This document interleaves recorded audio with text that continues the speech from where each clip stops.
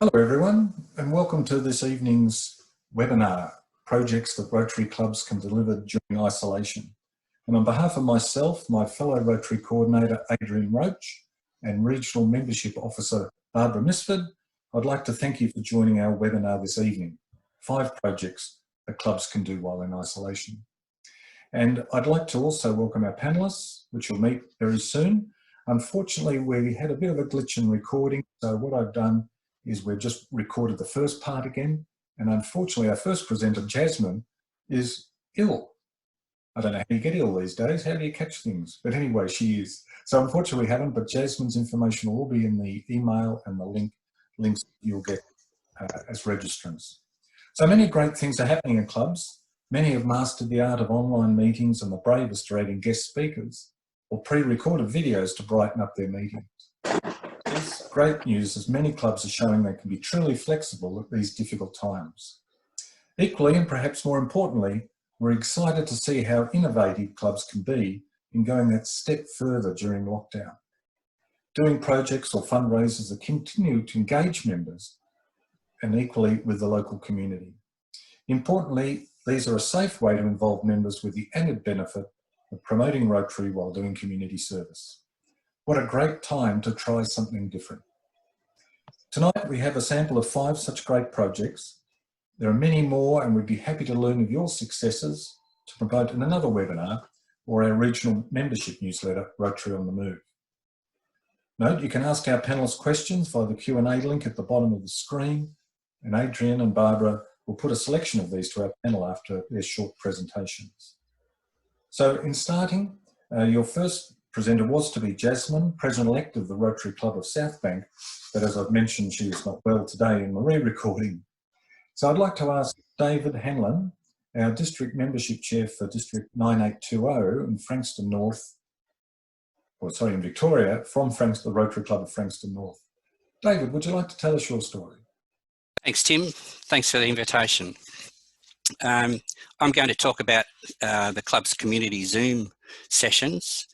As a club, we were an early adopter of Zoom, and we carried out training with our members in late January. And to some extent, we've mastered the online meeting, but found that we needed to take it a bit further. Rather than it just being a social meeting, we turned our attention as to how we were going to engage not only in interesting speakers, but also how would we connect with our community during this lockdown period. In looking at this, the members assessed that we had a variety of vocations which offered up various skills that could be applied in helping our community during this COVID-19 lockdown. After the discussions, the members decided on the concept of the community Zoom sessions on a range of topics. And the first topic that was identified was to be delivered to people who could be struggling in isolation, trying to work from home, trying to homeschool the kids.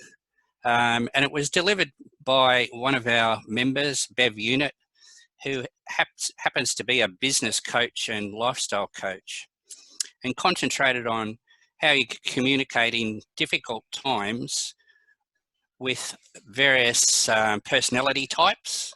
And it was focused on the theme of say yes to me. So it was quite an exciting opportunity for the club to offer this sort of subject, which was around mental wellness.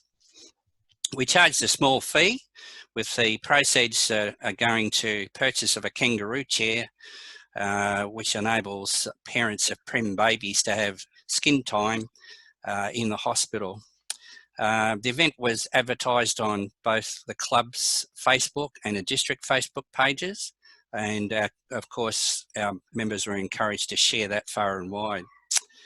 The first session had good registrations, more importantly had good participation, and some fantastic feedback at the end of that came to us from Facebook posts. We intend to hold another session in 30 days' time on a different topic. And in the meantime, the club is working on an online trivia night.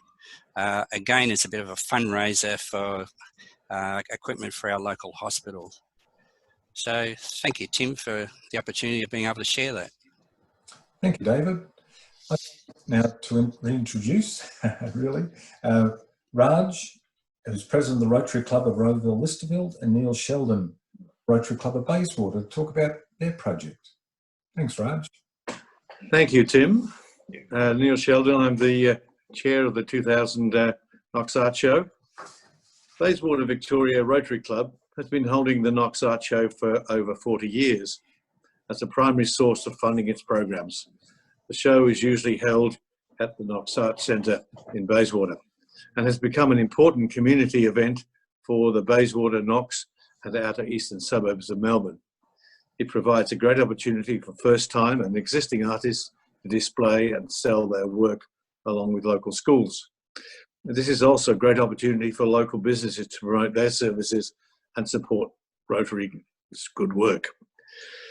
In 2019, the Rotary Club of Rowville Listerfield joined Bayswater Club in helping run the Knox Art Show, which was due to be held in March 2000.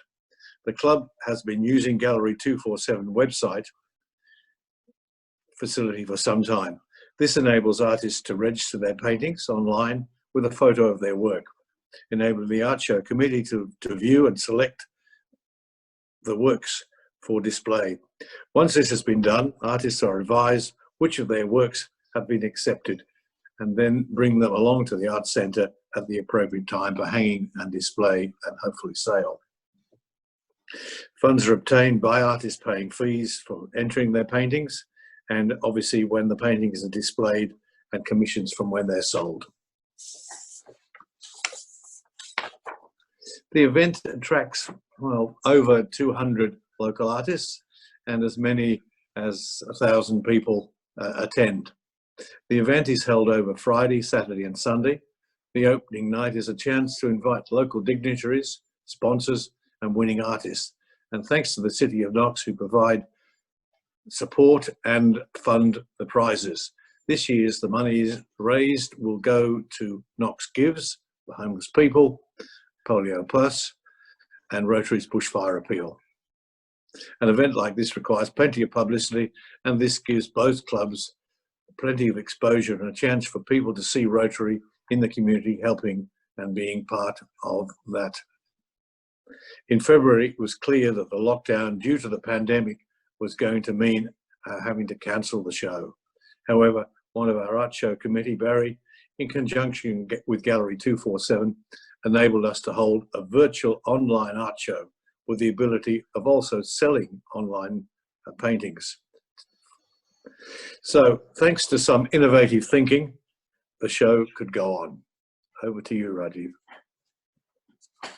This year, before the art show became virtual, participating artists, including schools, had already done online submission of their artwork in digital format. And sponsors, including Knox Council, had already committed. This was about a 3-month process. We already had the online component on Gallery 24/7. This is used mainly by artists.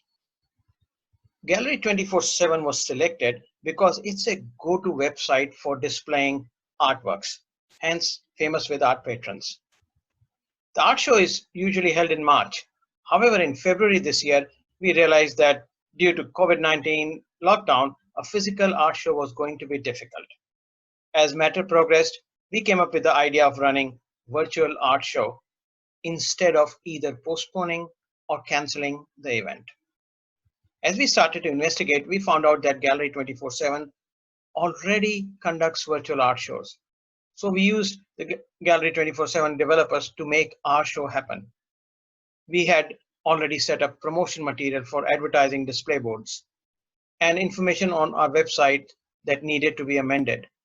We put stickers on top of advertising boards to inform public that the show is now virtual only. And we gave the website address. We updated the website.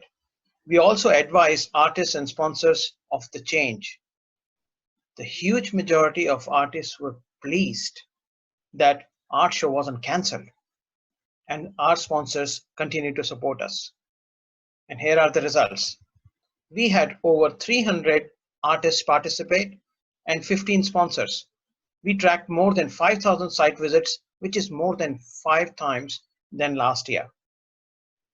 $2,000 of sale. We gave away 5,000 worth of prizes just as planned. By having a virtual art show, we saw a number of additional benefits for both artists and sponsors. Artists and sponsors will continue to get exposure for the next 12 months. Virtual art show went on for 2 weeks as compared to 2 days in Art Gallery last year, giving our sponsors and artists more exposure. We still earned 2/3 of the profits compared to last year. We had only a week to transition the show to online, so the event promotion was limited, and some crowd attracting activities like demonstrations had to be cancelled because we were not prepared to incorporate it in this short preparation period. We can do so much better next time. We are still able to donate money to our pre-selected charities, Polio Plus, Bushfire Relief, and Knox Gives for Homeless. With a success like this, we are now contemplating to have both formats for next year, and hopefully we will attract better crowds in both events. The current situation did put us out of our comfort zone, but I'm glad our team thought creatively and moved forward. We feel we have continued to connect with our local community and participating artists, support them, and promote Rotary. We now have a better event with a stronger reach in the market for next year, and we are excited about that. We found an opportunity in adversity. We rediscovered the motto, when life throws lemons at you, make lemonade. Thank you.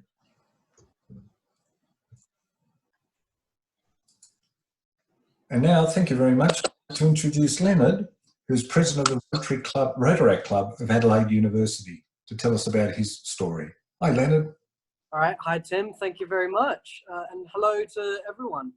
So thank you very much for having me tonight to talk about our Rotaract cooking class. So this is a little project. This has actually come about through a group called Successful Communities. They are an offshoot of the Multicultural Communities Council of South Australia, which is the peak body of multicultural communities in our states, in SA. And we've been doing these regular catch-ups with the Successful Communities group and just giving people a chance to connect and to network. And one of the founder of Successful Communities is actually here, Megs Lamb. She's here tonight with us in the audience. And she talked about the idea of doing a cooking class. And then I thought, that's an amazing idea. Why don't we do this in partnership with the Rotary Club? Because it's a fantastic foundation to actually provide this, to do these cooking classes and to do this activity. So in collaboration with Successful Communities, we've been promoting these cooking classes on Facebook and social media, and it's been a great hit. We've found that it's been really well accepted by members of the Rotary Club and members of the general community. We've had members themselves, they have been, because we're a Rotary Club that's made up of many different international students from around the world. We have members from Pakistan, from Nepal, we have local members as well, but we've found that these members have been able to take charge with these cooking classes, and they've been holding their phones quite literally on Zoom. So everyone would join the Zoom call, they'd hold their phones, and they teach us how to make their dishes, traditional dishes, from the comfort of their own home in their own kitchen. And so we founded a little, like a fellowship of it in itself, a little Rotaract cooking class fellowship. And we've been taking notes and doing recipes and exchanging recipes.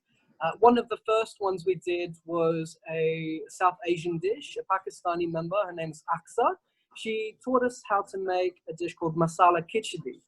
So, and it was just amazing how it was really, really engaging. And not only have the members been able to teach us how to make a dish, but give a little insight into the history of it and show us a little bit of the culture. And we found that this has been fantastic to bring people together through food and build a sense of community during isolation. And it's also not only that, but help to provide a reprieve from the bombardment of them through the media that we've been getting, all about those different statistics and the doom and gloom of COVID-19 and what a negative impact that's happening on the world. But the Rotary cooking classes have been a really, really good opportunity for us. And the other one that we did was a Nepalese dish called kwati, and I'm going to be doing the next one. So that is going to be on May 16th from 12 p.m. Australian Central Daylight Time.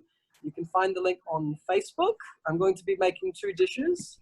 The one is a dish from my nonna, so it's called broccoli pasta di Nonna Maria.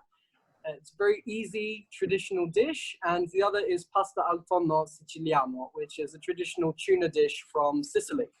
So I'm really looking forward to teaching you all, and I'd invite everyone here tonight to come and attend the Rotary cooking class, and hopefully we'll see you there. Thank you very much, Tim.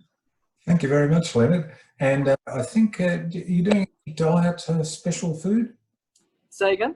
You're doing any diet food? Are we doing any diet food? Not really. It's mostly delicious, healthy food, but a lot of the dishes do have a lot of health benefits. So, oh, that's fine. I don't need a diet, but thank you very much, Leonard. Really appreciate that. And we'll pass on to our next presenter, of course, which is Georgina. Thank you.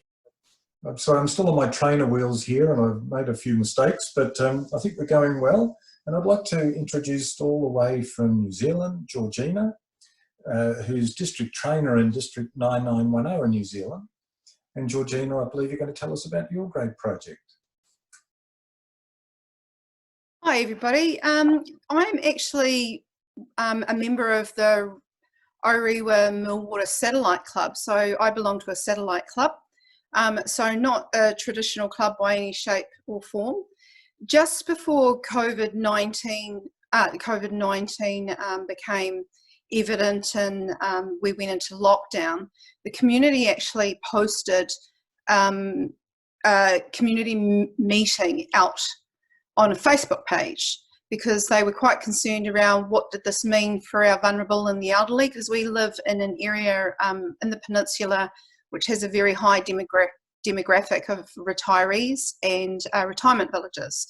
So the community was very concerned and they decided to call a meeting. So my husband and I thought, well, let's go because this is our community. So we went to the meeting and identified very quickly that they wanted to put together some sort of project where we could offer support to those that were vulnerable in the community. We introduced ourselves that day as Rotarians, and throughout the course of the meeting we offered the Rotary branding to the volunteers because we wanted them to know that Rotary is a well-known brand, and by having that branding it would have more credibility and people would feel safer within the community. So the group of volunteers adopted that very, very quickly, and they were more than happy to use the Rotary brand. I offered to be the point of contact after discussion and us deciding what we were going to do, and that was offer support services with groceries and running errands, picking up prescriptions, that type of thing. Throughout the course of the meeting we developed a flyer that could be published. Volunteers had the flyer printed, and we created a messenger group with the volunteers that were there. At that point there were about 12 of us. Within 24 hours that number grew to about 60. I said to my husband, we need to contact the organisers because it's very soon, it's going to get out of control and we won't be able to we won't know what the volunteers are doing. So we contacted the two people that originally organised the meeting, and we made a recommendation to create a committee so that we could keep track of the volumes of volunteers and organise people and make sure that everything was run legitimately. So within 24 hours, we had created a committee. My husband and I had created roles within the committee and even job descriptions. We advertised amongst the volunteers for an admin support person. We created 5 team leaders, and we assigned all the volunteers under those 5 team leaders. We split up our community in different streets. So within 48 hours, we were able to identify team leaders who picked up all the flyers and distributed them to their volunteers so that all the streets could get letter jobs with these flyers. Within 72 hours, we had developed volunteer badges. We had liaised with police and community services, so we were recognised as an essential service. The badges with the Rotary branding on it meant that volunteers could be identified. Our husband and I personally donated money so that we could get grocery shopping for individuals, and we set up a system whereby we just gave them the receipt. We dropped their shopping off at their front door and phoned the householder and left the receipt with their shopping in the bag and invoiced them. Part of our invoicing system included having a donation if they wanted to make that, because they then paid us online. And we took the risk to financially support it because we really wanted to help people. And then within 96 hours of that very first meeting, we were having people ringing up because we went into lockdown within 48 hours of having that meeting.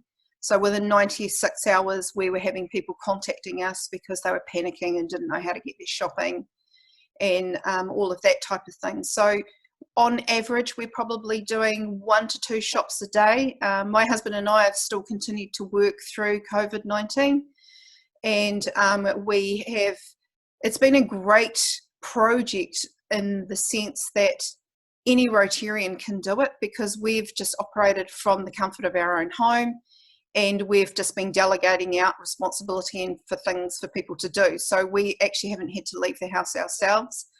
We're not in the vulnerable age bracket, but because we're in lockdown, we could still operate from home. So from a Rotarian perspective, especially with the age demographic in our area, it means anybody could do what we currently are doing. To date, we have been supporting the local health board. So anybody that's in hospital that gets released that needs support, they get referred to us so that we can continue to help them. We've got emergency response teams for families that can't afford to buy grocery shopping, so there's the opportunity to refer them there. We've linked people with the Blind Foundation so that they can continue to get support. And what it has done is it's created an opportunity for us to look at opening another satellite club with the volunteers that we have. To date, we have received donations of $2,100 that have been donated to Rotary. And so we are looking, after speaking to our Rotary Club that we belong to, we're going to give that money back to the volunteers so that we can create another project after lockdown where we can then look at getting more Rotarians on board from a membership perspective. So to date, it's been very successful. We've received so many phone calls of just people showing appreciation and giving their thanks for the support they've received. And it's been really humbling. There's so many grateful people out there. The community spirit here has been incredible. And it has been a very, very humbling experience to be in a situation where we've pulled together a whole group of complete strangers and made something really amazing happen out in our community. So it's been a privilege to be a Rotarian and to be able to have introduced ourselves to be able to use a Rotary brand. So it's been very exciting. Was that my 7 minutes? You're pretty on time. Well done, Georgina. What a great project. You do have a lot of trouble with lawn at your place though, don't you? Look, I think we might now go, and thank you very much to our panellists, and you've certainly talked within the time limits, and we've now got a good amount of time for some questions. We've got a number of questions. I'm going to throw over now to Adrian and Barbara to coordinate the question and answer session, if you would please. Thank you. Thank you, Tim, and what a great bunch of speakers. That was very interesting. I was sitting on the edge of my seat hearing some of the details of those projects. We've got quite a few good questions here too. The first one is from Colleen, who comes from the Rotary Club of London in England, and she'd like to know from Jasmine what information is given with the face mask project, given that they do not need medical standards. Hi there, great question. So basically we've informed that to Launch Housing, who are in St Kilda, who do deal with lots of walk-ins and people off the street. And there is, when we are actually going to send them the first batch, which we're yet to do, it should be done sometime this week, there is, I've actually got a legal background, so I'm a lawyer by profession and definitely very aware of liability issues, and hence there is some written information advising they're not medical grade, and just listing the 3 benefits that of wearing a cloth face mask, and that it discourages touching of the face, can encourage others to be more mindful of social distancing and keeping, you know, a safe distance from each other. And so yes, we've just noted that as a disclaimer effectively. Thanks for that, Jasmine. Now, another question here from Claire was, where are the masks being distributed to? Being distributed to members or just general public? Sure. Was that question about who's making the masks or who's it distributed to? So I saw a few different questions. No, this one's about where are the masks being okay. Distributed to. Excellent. So they're being, we're sending them, we're actually providing them to Launch Housing St Kilda office, and they've got caseworkers there who are working, and it's basically available for whoever wants to take a mask. It's there for anyone who walks in, and with that note that it's not medical grade, however, noting the research indicated benefits of wearing a face mask. Very good. Now, this is more a comment than a question, but the Rotary Club of Corrimal in District 9675 has been making face masks for the local homeless hub. Now, another question here. No, that is for someone else. Okay, I might hand over to Barbara now so she can ask some questions. Thanks very much, Adrian. Yes, I'd just like to echo, we've had some really great, interesting projects that people are doing. And this is a question for Dave. Mitchell Brown, and he says, David, can you please advise what the maximum capacity of the Zoom community meeting capacity is? Thanks, Barbara. We have the professional license and we can do 100 on that license per session. Thanks, David. There's also another question that came from Linda Carr. She said, what was the reaction to the $5 charge? Was there concern about professional indemnity? No. Actually, the lady that was delivering the session, she does this professionally anyway, so we had her indemnity behind that. The reaction to the $5 was, it was $5 a household. It didn't matter how many people within the household were there.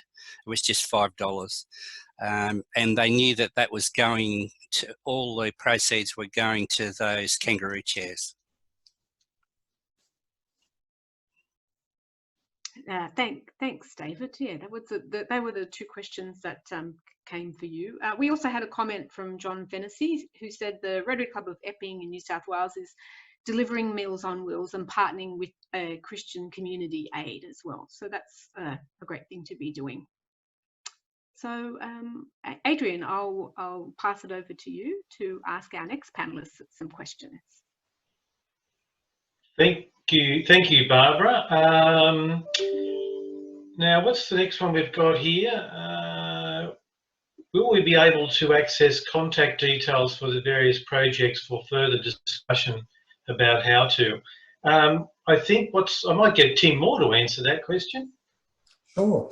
Yes, absolutely. In fact, at the end of this, I was going to say that we will, if as long as the panelists all agree, we'll give their contact details. I know Jasmine's got some sewing lesson or a video you can link to, which I'm about to work on. And also, Jasmine is very happy to tell clubs on how they can get involved in this. So we'll certainly send that out to all our attendees that are registered.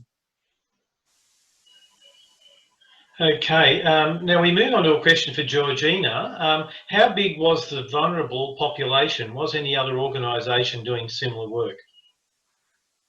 So the vulnerable population where we live is probably about 55% of the population is vulnerable, because we live in an area that's really highly populated with retirees and people who are in their 70s and 80s, so a very high population.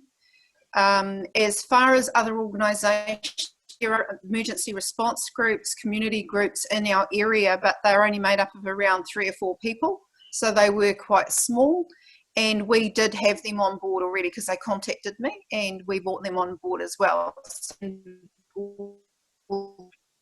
our area. And we're receiving referrals from them just solely because of the volumes that we had. We had a lot of support systems put in place, and we did a lot of behind the scenes stuff around making sure the volunteers went through a health and safety induction, that they understood the health and safety around COVID-19, and that they took responsibility for their own health and safety. We went through the 2-metre distancing, so the project involved no face-to-face contact. We had spoken to the supermarket in our area, so they were supporting us with a mechanism where we just gave them money and our volunteers signed for it. So with the badge they signed for the grocery shopping, and we just kept topping it up whenever it started to go low. Yeah, so it's been very, very full on, really. Very good, Georgina. Just a question here. I'm not sure if you covered this, but did you get your non-Rotarian volunteers vetted? Yeah, so we didn't vet them because obviously they're volunteers, but what we did is with the team leaders, I had somebody who was looking after our team leaders. So we had 5 team leaders, and this person is a counsellor, and by profession they had the capability required to be able to mentor the team leaders and provide them any support and advice and guidance that they needed. And any information that needed to go to the volunteers were filtered down through them. So we have a real, like a hierarchy of controls, so that everybody is doing everything in a consistent manner and following the processes and methodologies that we put in place to do the shopping run. Very good. Now there's a question here about the name of the club that was running this project. And I think we had it here. I can't remember. What was the name of the club again, Georgina?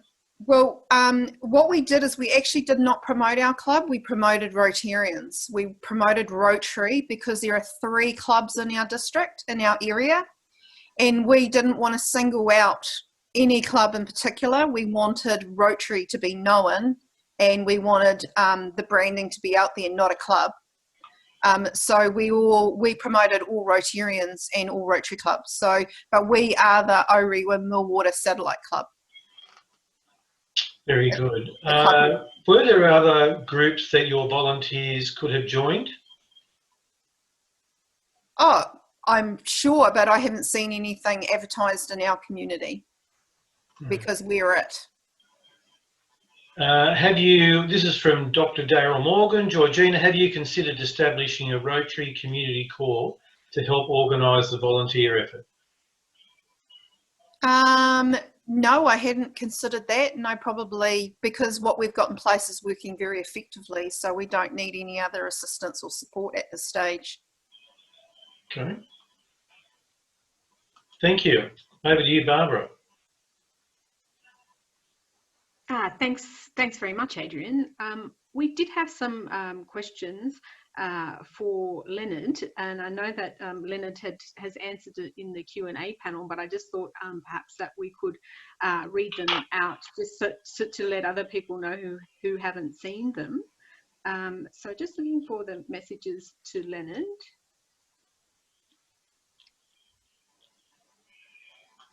Pardon me.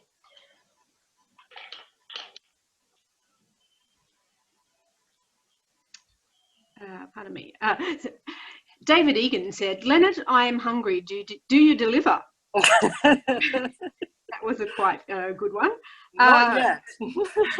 We're working on it, but perhaps that might be eligible for a district grant, so you never know.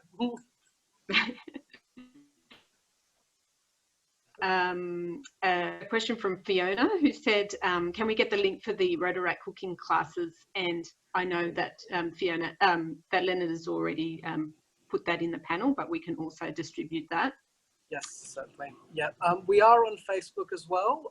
It is up as a Facebook event. So if you were to search Adelaide University Rotary Club Facebook, you'll be able to go to the events tab of the page, and then you can find Rotary Cooking Class Italy is the name of the event. Within that event itself, there is a link to the Zoom link for. So yeah, looking forward to it. But I'm happy to distribute links as well as needed. So Leonard, there was also a question from Linda Carr, and she said, did you have a lot of Rotarians join in on the Zoom classes? Yeah, so we did have one Rotarian, I remember, I think it was from Melbourne, which was quite a surprise, because initially it started as us doing our own little Rotary cooking class, within the club. And all of a sudden we're saying, oh, hello, I don't think we know who you are. Whereabouts are you from? Oh, yes, I'm a Rotarian from Melbourne. We're like, okay, that's cool, no problem. Welcome to the cooking class. So we have been getting some people, and it's just crazy to see where it's come. And you know what? We are always happy to have new faces and meet new people from around the country. And Rotarians, Rotaractors alike, even non-Rotarians, doesn't matter. Cooking and food brings people together, and that's what we're trying to do. We're trying to foster a sense of community. So we found it's been really effective, and yeah, if it brings more people together, then hell, bon appetit. We also had a question from Heather, and she asked, do you charge for people to join your cooking classes? Is it a fundraiser or is it just for fun? We don't charge at all. We want to keep it as a kind of like a grassroots sort of thing where the members can get hands-on, they can teach other people. Even the members themselves, they found it to be almost like a professional development sort of thing, something that they're not used to. And cooking from other cultures and dishes is something that they've really, really enjoyed. So yeah, no, in short, we're not charging. We're keeping it as free as we can. That sounds great. And there was a comment from Nick Courtney in New Zealand, and Nick and Liz. Leonard, you could publish the cookbook. Is that something that you can? I could. I just need to publish it, really. So, and you know what? There are about how many? 249 pages. So that's 249 recipes. We've got a few more recipes to fill up first before we can get publishing. But yes, it's certainly something we can consider. Definitely. I'm sure that's something that everybody will be interested in. Oh, for sure, for sure. The first Rotary cookbook, you never know. Yes, exactly. So I'll hand over to you, Adrian, for some more questions to our other panelists as well. Okay, so what have we got left here? There's one here from Georgina asking, what do you anticipate the growth in membership to be post-COVID-19? Georgina, you'll have to unmute you. Yeah, so, well, this is the thing. We currently have around 50 volunteers, because since we've gone from lockdown to level 3, we have had people go back to work.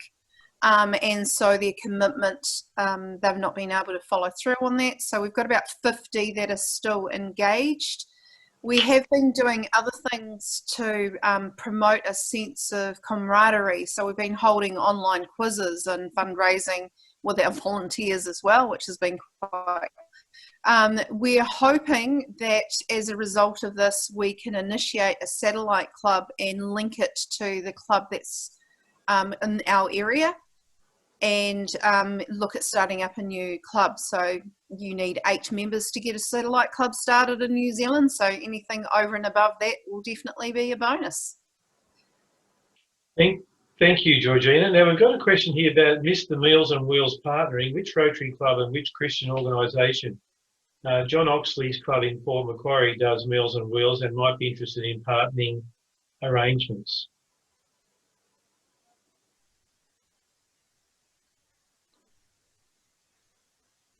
Who was speaking about the Meals on Wheels?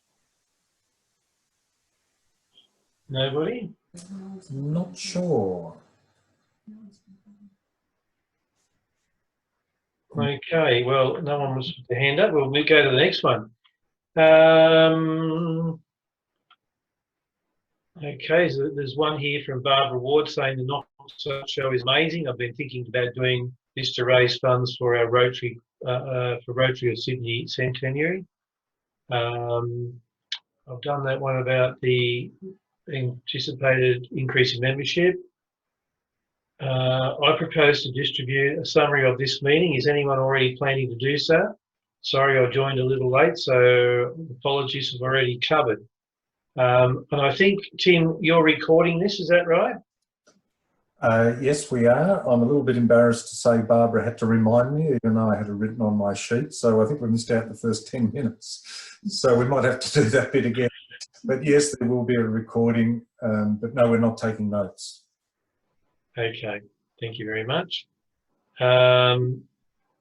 We had a couple of questions for about the Knox Art Show as well. If Rajiv would like to answer, or Neil. And the first one that we had was, roughly how much did the Knox Virtual Art Show raise compared to previous years? I'll leave Rajiv to answer that one. Yeah, we raised 2/3 compared to last year. So this is after we gave away $5,000 as prizes. So we're pretty pleased with the effort, considering we had barely a week to transition and all that. And if we had known this is what we are going to do, like we know now for next year, I'm very optimistic it will be a solid result. Excellent. Thank you, Rajiv. There was a question from Jenny Mitchell, who said, what is the name of the site used for the art show? She couldn't quite catch it. It's Gallery 247. Very simple. So if you Google Gallery 247, you will find it. Excellent. Thank you, Neil. Barbara, just that question on Meals on Wheels, that was the Rotary Club of Epping was talking about that, and they were partnering with the Christian Community Aid at Eastwood. And John Fennessy was talking about that. Mm-hmm. Thanks. That sounds like a great partnership, Adrian. Virginia Bilson made a comment with regards to the art show. She said that the Rotary Club of Essendon and Keilor East have done a virtual art show, and they sold 27 pieces of work and raised close to $12,000 this year, which was amazing. So congratulations to the Rotary Club of Essendon and Keilor East. Excellent. Do we have any other questions for Rajiv and for Neil? Just checking to see.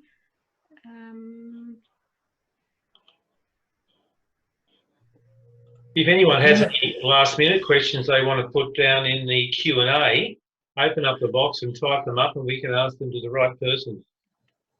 Yeah, we're still got to go. Sorry. So if you like, I've got a couple of questions and then you guys can finish off.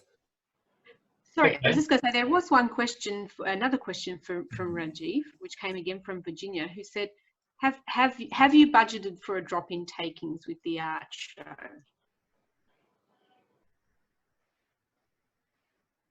I think the answer was yes.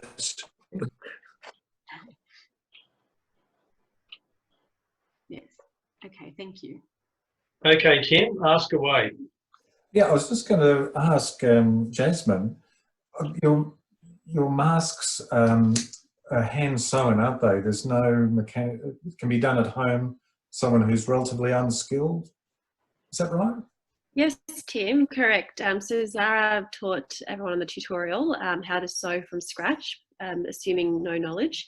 And as well as on the instructions, it's step-by-step it tells people how to make a mask. So we wanted this project to be accessible and easy to do, so anyone could really give it a go without having to have a sewing machine or be a professional sewer. So hopefully it's also given people a new life skill of how to sew a hem now, or maybe a loose button as well. Perfect. I'll pass back to Adrian and Barbara. Thanks. Oh, okay, I've just got one here from David Hume. He's got, can you ask Jasmine about teaming with Days for Girls? Are you familiar with Days for Girls projects, Jasmine?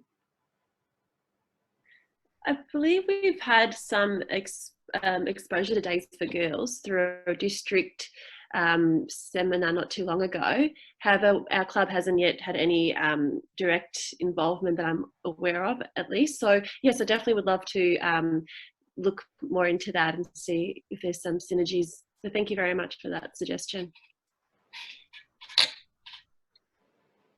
Thank you. We've got a question for David Hanlon. Leslie Turton says, the online trivia night sounds very interesting. Can we have a bit more info?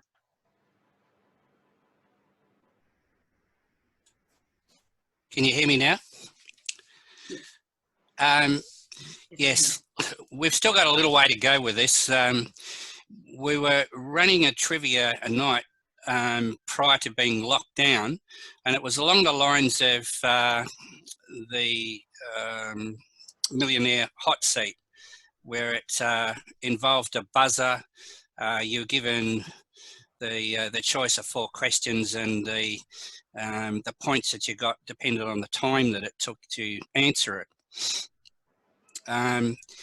Now that we're in lockdown, we've been talking to them about incorporating that into Zoom, and we're still to do some trialling of that. They think that they can do it, but it hasn't been done to date. So if we get this up and running, I'm happy to share it with everyone.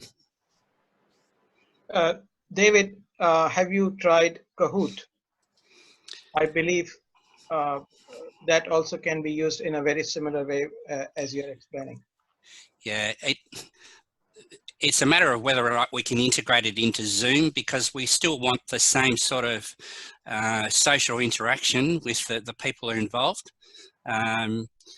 So yeah, we just tried it last week in our Zoom meeting, and yeah, it was quite easy. Okay, all right. If you can send me some details, that'd be great. Sure. We actually had a comment. Could I talk to that, Tim? Sorry. We've run Kahoots as well through Zoom. You just need 2 devices. So one's operating the Kahoots for the trivia, and it'd be the same with the quiz that you want to do, David, and you run that through one application, and then you use another computer or another device for the Zoom to run. So you can run them simultaneously.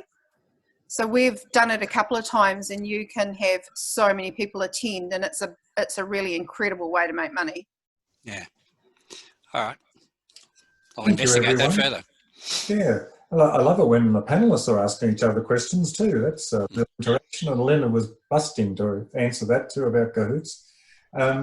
Look, I think we might draw it to a close, if that's all right with everyone. It's been a good hour. I really appreciate the effort the presenters have put in. Thank you to Adrian and Barbara. As I said, we have recorded this from a certain point, which I'm sorry about. We haven't got it all. I will get it better if there's a next time.